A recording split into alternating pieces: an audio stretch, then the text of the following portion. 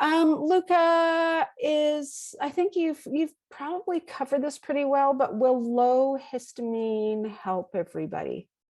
That's a really good question. Yes, low histamine has the potential of helping a lot of people, but more than that, for some people in that detective stage is where you start to see some of the relief.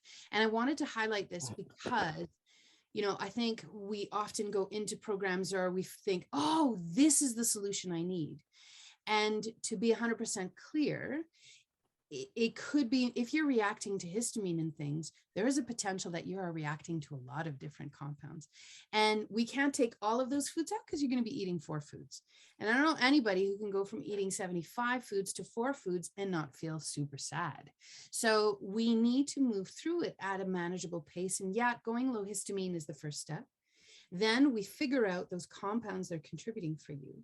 But more than that, we haven't really said this yet. Going low histamine is great. So I guess you're taking out the high histamine foods. But if you take the foods that offend out and that's all you do, you're not going to see the results you want. You have to put in the foods that do the repair.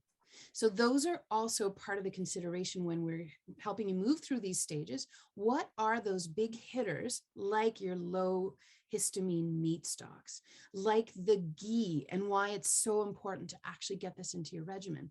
And we get into the specifics of which of those foods will do the repair so that all of those other compounds are not also problematic for you.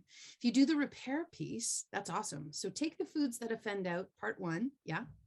Do the foods that do the repair, part 2, and then bring stuff back in slowly over the course of time. And that's the goal of it.